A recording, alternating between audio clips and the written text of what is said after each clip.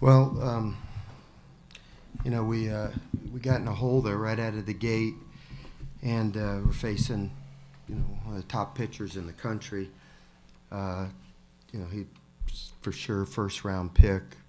Really outstanding. I mean, the guy dominated the whole season, and we fall into a 7-1 hole, and never gave up.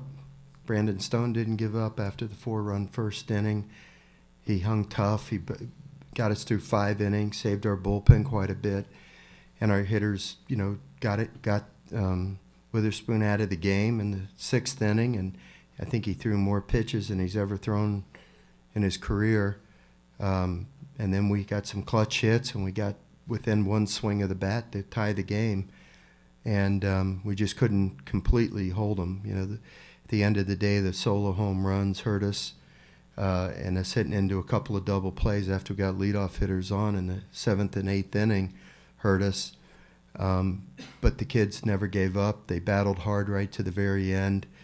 And some days in baseball, the breaks don't go the breaks go against you. They, to their credit, the first inning they hit some good hard ground balls, but every ball found a hole. Stone's a ground ball pitcher, and we had good scouting reports on the spray charts, and we had the guys positioned where we thought they should be positioned, and somehow the balls that they hit just seemed to find the holes. And they hit a couple good ones too, but gave them 4 runs right out of the gate. But like I said, we never gave up. I'm really proud of the guys, and we'll turn the page and get ready for tomorrow. KJ, a few more hits today. A good defense at third. Just how comfortable do you feel out there as the season goes on? Yes, sir. I feel like I'm getting more comfortable every day, whether in practice, in games. It's getting better. KJ, what's the mindset for you guys offensively after or when you go down 4 runs against a first-round pick? As your coach said, how does that put pressure on you guys, or how do y'all approach it? Yeah, our mindset's kind of just win every inning, do the best we can against them, and just go out there and compete. Matthew, that's 2 relief appearances this week, 2 pretty good ones. Your stuff feel any different coming out of the bullpen, or has the mindset changed? What's this week been like for you moving out of the rotation? No, nothing really feels different. You'd be used to the role, done it before. Same approach, just get the guy out. Just feel like I had a good week of work. KJ, when Witherspoon came out of the game, what did that do for you guys facing another different pitcher, someone that you guys were able to tack on some runs against? Yeah, it's kind of just the same mindset. It's just a pitcher. We're going out there and competing and doing the best we can. Any more questions for the guys? All right, we'll let them go. Thank you. Thanks, guys. Thank you, guys.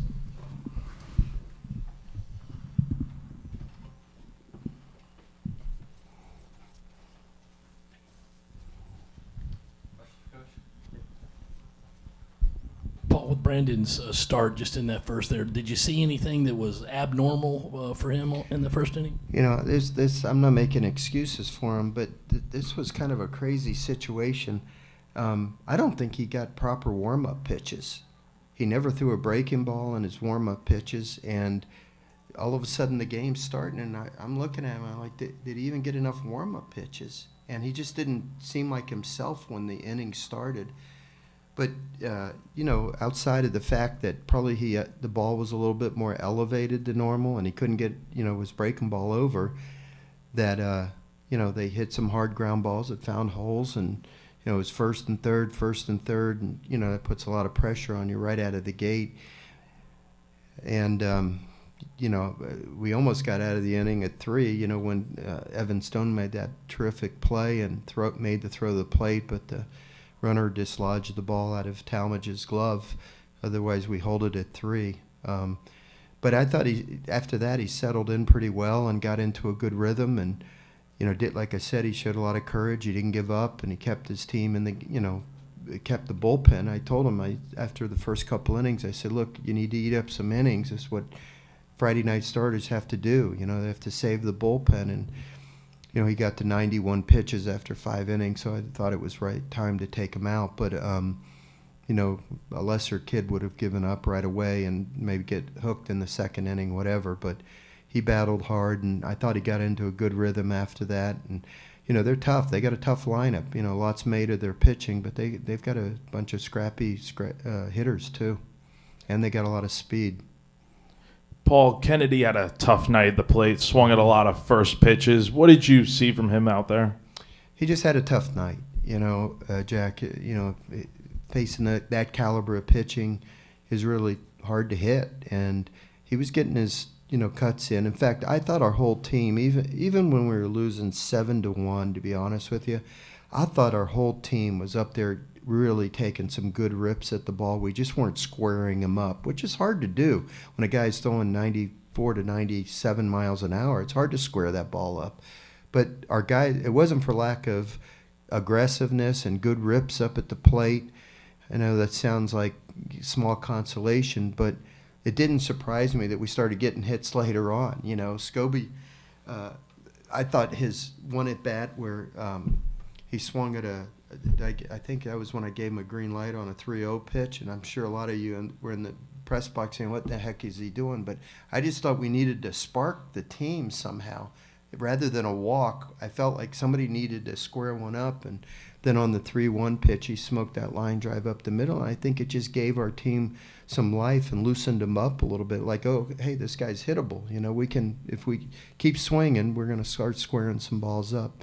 And in Kennedy's case, like the double play in the 7th inning, I thought he hit that ball pretty good, actually. It just was right at the shortstop, and it took a candy hop right up to him. These guys play on turf at home, and I thought, they might struggle a little bit first time. I don't know if it's their first time, but maybe, on the clay.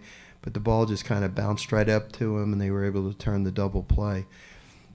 Was that wasn't – we hit into a double play earlier, too, didn't we? When Petrie, didn't slide, which, was – I think it was just a brain cramp. I can't understand why he didn't slide, and we talked about it, and he just froze, and that was a shame. But, Kennedy be back tomorrow. He'll be back in there getting his rips again, and he might get 4 hits tomorrow. It's just how baseball is. It's a small sample size, but only 1 extra base hit tonight. You only hit 1 homer in the Clemson series. It's kind of the best pitching you faced this year. Do you worry about the power with this lineup, or do you think you can still piece it together? Kind of, I think you had 11 singles tonight. You are who you are. We don't have, an enormous amount of power in our lineup.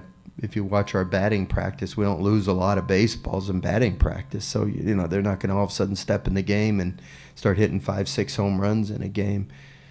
And, that was the difference tonight. They hit those 3 solo home runs they hit, and we didn't hit any. So at the end of the day, I guess that was the difference in the game. But, the kids are doing the best they can. You are who you are. Any questions? Any other questions? Okay. See y'all tomorrow.